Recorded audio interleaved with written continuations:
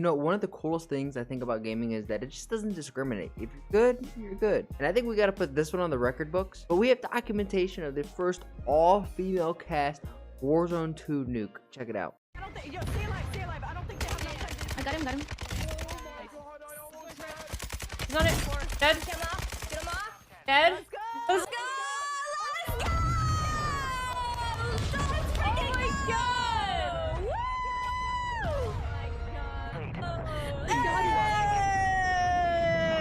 Oh my god. I think that's the first girl nuke. No joke.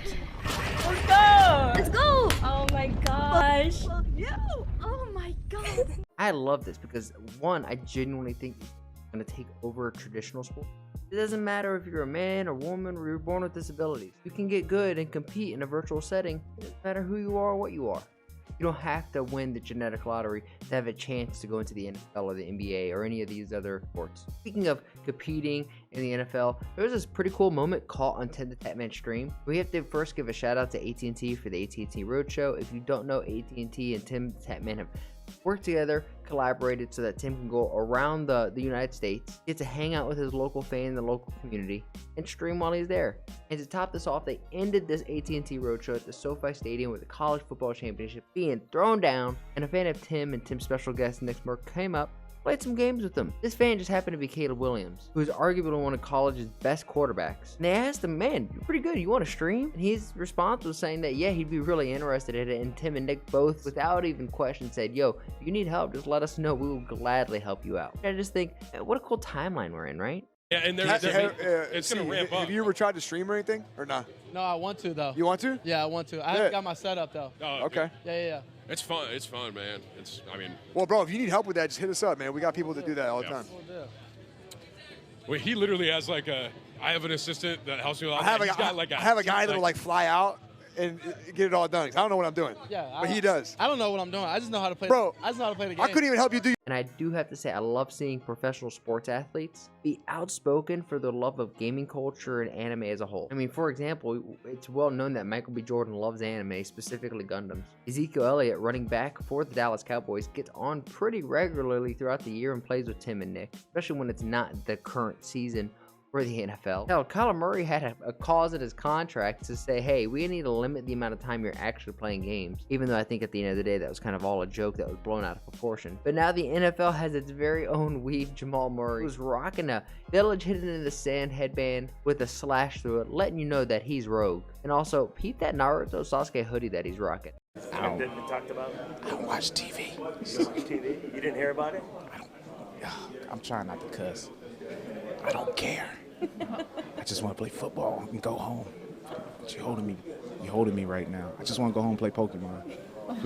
Go home and play Pokemon? Yeah, Pokemon. Yeah. Don't do that. You can't disrespect Pokemon like that. Pokemon? Pokemon. You sound like I got my old. nephew some Pokemon cards. They're kind of a big deal. I don't know what cards you got on. They must have sucked because you calling them Pokemon. But it's fine. Never mind. I'm off topic. Come on. My bad. I'm sorry.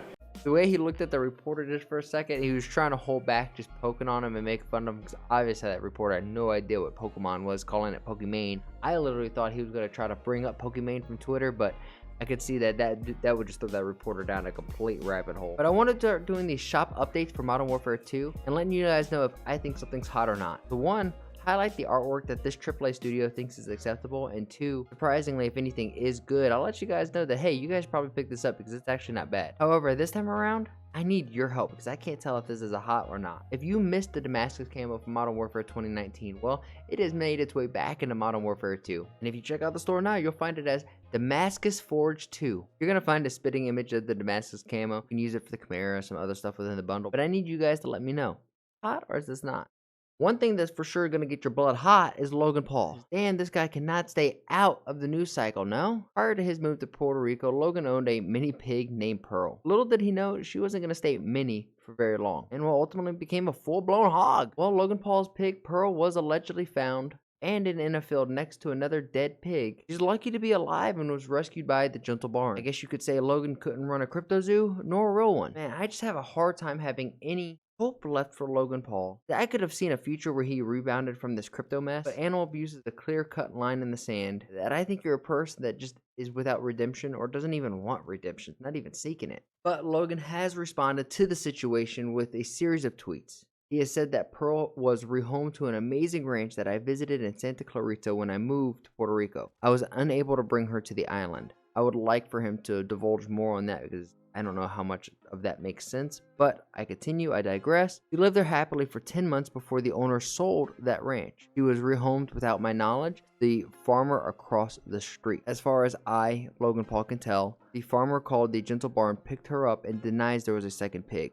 Pearl was transferred alone. This is an incredibly heartbreaking situation that had Pearl for 2 years. Finishing this series of tweets up with, I am beyond grateful to the Gentle Barn for taking her in and will do whatever I need in Pearl's care. And I have to say, after about 2 seconds of digging, I found that Logan didn't even just have one pig, but he had 2 pigs. He had Pearl and Piggy Smalls. Now I do have to say Piggy Smalls is a badass name for a pig, but there has been no word around Piggy Smalls, but there was an alleged second pig found dead next to Pearl. I mean, I'm not going to put any claims out there, but if you guys are reading between the lines of what I'm putting down or what my hypothesis is, I think you guys can get what I'm getting at. I have to say I'm heartbroken. Sad. I'm not even too sure where this kind of goes, but I hope that Pearl can have a full life filled with love. If you guys have never had a pet pig or a family with a pet pig, I can assure you that pigs are kind of like dogs, where they just like to play, have fun, get messy, and show you lots of love. But if there's any news or updates on the situation, I for sure am going to stay involved in this. I don't know if you guys know, but